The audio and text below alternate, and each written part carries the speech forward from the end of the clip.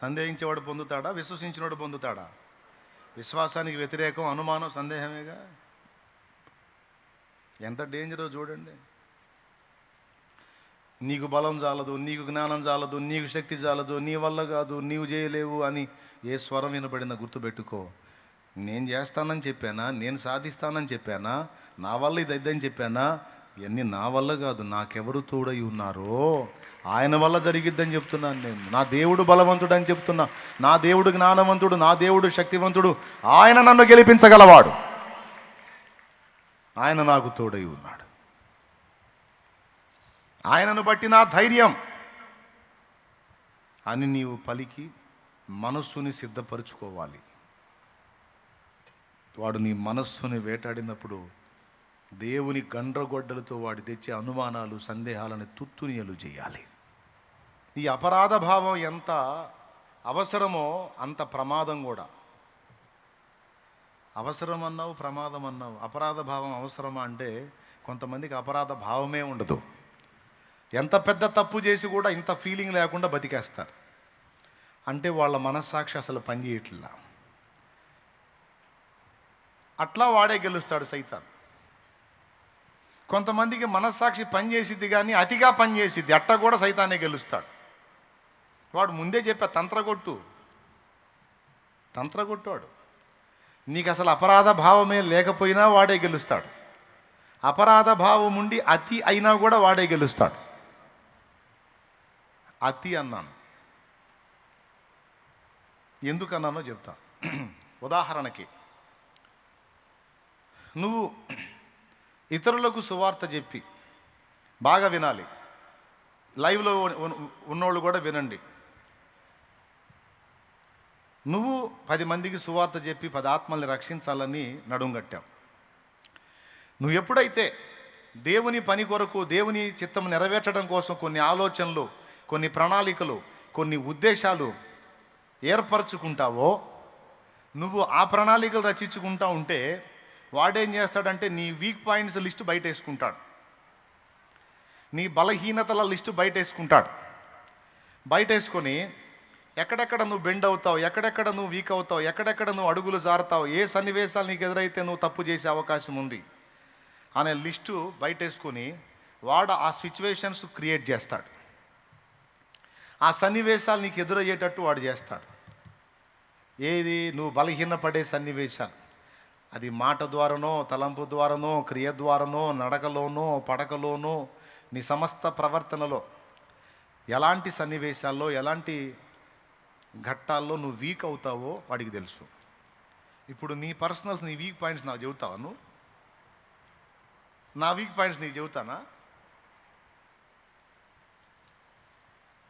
కానీ ఆదాము నుండి వచ్చినటువంటి మనందరికీ కూడా ఎక్కడో చోట ఏదో ఒక విషయంలో వీక్ పాయింట్ ఉంటుంది. నీతిమంతుడు లేడు, అందరూ చెప్పండి, ఒక్కళ్ళు కూడా వదిలిపెట్టకుండా చెప్పండి. నీతిమంతుడు లేడు, రైట్. ఏ భేదమును లేదు, అందరూ పాపము చేసి అందరా కొందరా, రైట్. కాబట్టి నా యందు అనగా నా శరీరమందు మంచిది ఏది? అన్ని రోమాలోయే 3 నుంచి 7 అధ్యాయాలలోపు విషయాలు. నీతిమంతుడు లేడు, ఒక్కడు లేడు, ఏ భేదము లేదు, అందరూ పాపం చేసి దేవుడు అనుగ్రహించే మహిమను పొందలేకపోయారు. నా యందు అనగా నా శరీరమందు మంచిది ఏది? నివసింపు. ఇప్పుడు ఎంతమంది శరీరమును కలిగి ఉన్నారు, ఎంతమంది ఆత్మలుగా ఉన్నారు? ఆత్మలుగా ఉంటే ఇక్కడ ఎవరికి కనపడతారు? అందరూ శరీరాలే ధరించుకొని ఉన్నారు. శరీరులు అందరూ చేతులు ఎత్తండి, ఆత్మలు ఎత్తకండి, శరీరులు చేతులు ఎత్తండి, రైట్. అందరూ శరీరాలే ధరించుకొని ఉన్నారు.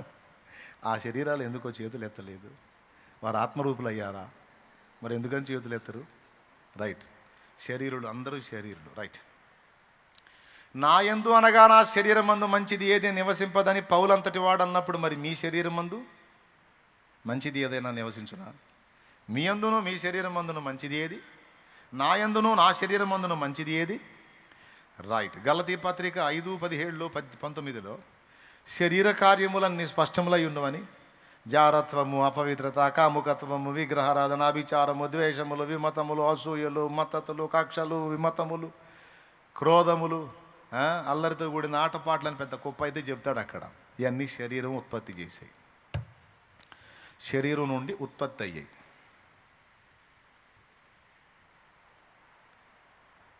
అష్టదరిద్రాలన్నీ నిండున్న శరీరంలో ప్రజెంట్ మనం మనుగడ సాగిస్తున్నాం. పేరుకే ఇల్లు, కానీ ఇల్లంతా అతుకుల గతుకుల బతుకు ఈ శరీరం.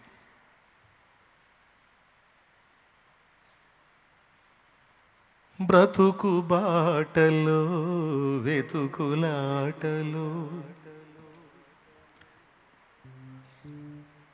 అతుకుల గతుకుల చితికిన బ్రతుకులో సాతాను సంకెళ్ళలో పాపాల స్మృతి జ్వాలలో రోదన శోధన ఆవేదనలో ఈ బ్రతుకు ఇక మోపలేను. నీ నామమే ఉదయగానం, నీ వాక్యమే హృదయ ధ్యానం. నీ నామమే ఉదయగానం, నీ వాక్యమే హృదయ ధ్యానం. ఓ యేసు క్రీస్తు, నీ స్మరణలోని నా బ్రతుకు కడతేరని పరలోకమును చేరని. నీ నామమే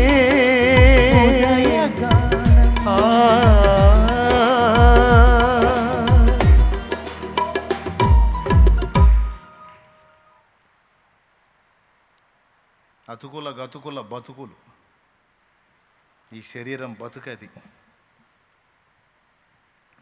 భక్తులందరూ వీటిని గుర్తించి పాటల్లో రాసుకున్నారు. వడలు అంటే ఒళ్ళు. అహము ఇహము పాశములై మనసు కృంగజేసినవి, ఒడలు పాప పొడల చేత ఏహ్యమాయను. కలుష దోష పాశములే మనసు కృంగదీసినవి, ఒడలు పాప పొడల చేత ఏహ్యమాయను. ఘన దైవమా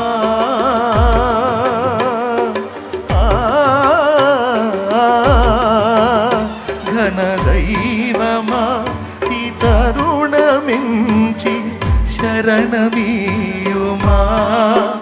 అనుదినము నీదు ఆశ్రయాన నన్ను నింపుమా,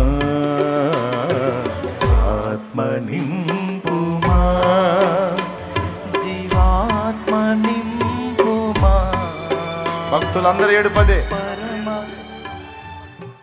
మేలైనది చేయవలెనని కోరిక నాకు కలుగుచున్నది, కానీ అలాగూ చేయుట కలగట్లేదయ్యా. ఎంత జాగ్రత్తగా ఉన్నా ఎక్కడో చోట తేడా పడుతున్నాను, ఎంత భద్రంగా ఉన్నా ఎక్కడో చోట వీక్ అవుతున్నాను దేవా. అయ్యో దేవా, నేను బలహీనుడును, బలహీనురాలనని చాలా ఏడ్చేవాళ్ళు ఉన్నారు, దుఃఖపడేవాళ్ళు ఉన్నారు. మొదటి మాటను బట్టి కొంతమంది చావగోరుతారు, రెండవ మాటను బట్టి కూడా కొంతమంది చావగోరుతారు. అనుమానం ద్వారా కూడా కొంతమంది చేస్తారండి. అనుమానం ద్వారా కూడా కొంతమంది, సందేహం ద్వారా చచ్చిపోయేవాళ్ళు ఉన్నారు.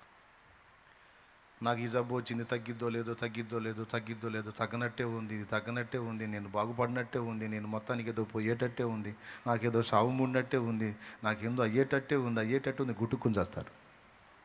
అయా వినండి, పెద్దోళ్ళు, చిన్నోళ్ళు, ముసలోళ్ళు, కుర్రోళ్ళు అందరూ వినండి. నీ వల్ల కాదు, వైద్యుడి వల్ల కాదు, కానీ యేసయ్య వల్ల అవుతుంది. నీ వల్ల కాదు, వైద్యుడి వల్ల కాదు, యేసయ్య వల్ల అవుతుంది.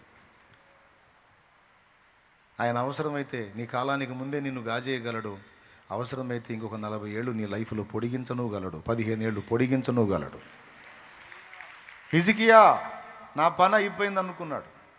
దేవుణ్ణి అడిగాడు, ఎందుకు ఏడుస్తున్నావు అన్నాడు. ఇంకా బతకాలని ఉంది అన్నాడు. బతకాలా? సరిపో, ఇంకో 2 ఏళ్ళు బతుకుపో అనలా, ఏకంగా 15 ఏళ్ళు బతుకుపో అన్నాడు. సరే నువ్వు పొడిచేది ఏదో పొడు, 15 ఏళ్ళు ఇస్తున్నా పో అన్నాడు. ఏందండి 15 ఏళ్ళు అంటే మామూలు విషయమా? అయిపోయింది అన్నోడికి 15 ఏళ్ళు పొడిగిచ్చాడు సోదరా. నరుని ఆయుష్కాలం 70 ఏళ్ళు, అధిక బలం ఉన్న 80 ఏళ్ళు అని 80 ఏళ్ళకి క్లైమాక్స్ అని చెప్పిన మోషేకి 80 ఏళ్ళకు వచ్చి దర్శించి ఇంకో 40 ఏళ్ల జీవిత కాలాన్ని పొడిగించి 80తోనే అయిపోయిందిరా జీవితం అన్నోడికి ఇంకో 40 కలిపి 120 అనిపించాడు. కొంతమందికి అనుమానం, నా పరిస్థితులు మారవు, నా దరిద్రం పోదు, నా అప్పులు తీరవు, నా జీవితం మారదు, నా బతుకు ఇంతే, దేవుడు కూడా కనికరం లేదు, దేవుడు కూడా వదిలేశాడు, దేవుడు నన్ను కరుణించడు, దేవుడు కూడా నేను నచ్చలేదు, నేను ఎవరికి ఇష్టం లేదు, మనుషులకి ఇష్టం లేదు, దేవుడికి ఇష్టం లేదు, నా పరిస్థితులు మారవు అనుమానం సందేహంతో చచ్చిపోతారు.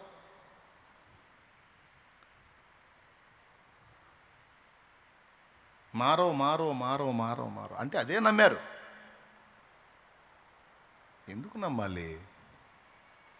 నీ ప్రాణం ఉన్నంత వరకు నీకు నిరీక్షణ ఉంది. నువ్వు బతికున్నంత వరకు నీకు నిరీక్షణ ఉంది. నీ భూమి మీద దేవుడు ఊంచినంత వరకు నీకు నిరీక్షణ ఉంది. ఏ ఘడియలోనైనా నీ పరిస్థితులు మారవచ్చు, దేవుడు ఖచ్చితంగా మార్చవచ్చు. నువ్వు అదెందుకు నమ్మవు? ఏదైనా విశ్వాసమేగా. మారదు, నేను పోతా, నాకు తగ్గదు, ఇదేరో, ఈ బతికింతే, ఇది మారదు అని ఆయన అనుకోవటం విశ్వాసమే. మారిద్ది, ఖచ్చితంగా స్వస్థపరుస్తాడు, బాగుపడతాను, విడుదల పొందుతాను, నా బాధలు తీరతాయి, నా అప్పులు తీరతాయి, దేవుడు నాకు నూతన జీవితాన్ని ఇస్తాడు అనేది కూడా విశ్వాసమే. నీ దరిద్రం కాకపోతే నువ్వు అలా అనుకునేదేదో ఇలా అనుకో. ఏమయ్యా, అవునా కాదా? ఏదైనా అనుకోవటమేగా. నువ్వు అలా ఎందుకు అనుకుంటున్నావు? సైతానుగాడి ఆలోచన. నువ్వు వాడికి ఎందుకు అవకాశం ఇస్తున్నావు? నేను ఎందుకు ఇంతసేటు కొట్టుకొని చెప్తున్నాను తెలుసా? ఇన్ని మాటలు ఏంటా కూడా చేస్తున్నారు, అందుకని చెబుతున్నా. ఇంతసేటు గొంతు దించుకొని మొత్తుకొని ఇంత ధైర్యం చెప్పి ఇన్ని రకాలుగా చెప్తున్నా కూడా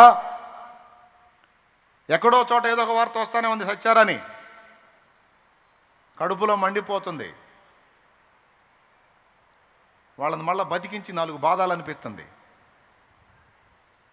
నేనేం చెప్పాను, ఎందుకు ఇట్లా చేశామని. అందుకు శాలేమన్న ఎందుకు ఇట్లా చెప్తాడు, ఈ విషయాలు ఎందుకు చెప్తాడంటే మైండ్ పోయి కాదు, లేకపోతే వేరే సబ్జెక్ట్ లేక కాదు. ఇప్పుడు హృదయాల పరిస్థితి ఎలా ఉందో దేవునాత్మకు తెలుసు కనుక ఆయన మాట్లాడతాడు. అందుకని ఇక్కడికి వచ్చినప్పుడు ఆయన వశానికి అప్పగించుకొని మాట్లాడతా. లేకపోతే ఏదో సబ్జెక్ట్ చెప్పుకొని మమ అనిపించుకొని పోవచ్చు, అబ్బాయి పండితుడు అనిపించుకొని. నా పాండిత్యం ఉడుకు కావాలి, చచ్చేవాడు బతకాలి, అది కావాల్సింది. నా పాండిత్యాలు కాదు, పరిశుద్ధాత్మ స్వరం ప్రజలకు అందాలి.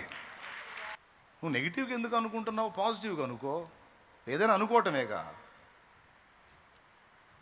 నా అప్పులు తీరు, నా బాధలు పోవు, నా పరిస్థితులు మారు, నేను బాగుపడను, నా పిల్లలు మారరు, నా ఇల్లు మారదు, నా సంసారం మారదు, నా శరీరంలో రోగం తగ్గదు, నాకేంత ఇంకా ఎక్కువ అవుతుంది, షుగర్ ఎంత ఇంకా పెరిగిపోతుంది, బీపీ ఎంత ఇంకా పెరిగిపోతుంది, గుండె దాడని ఇంకా పెరిగిపోతుంది అనుకుంటాం. ఇంకా పెరిగి టపామంటాం.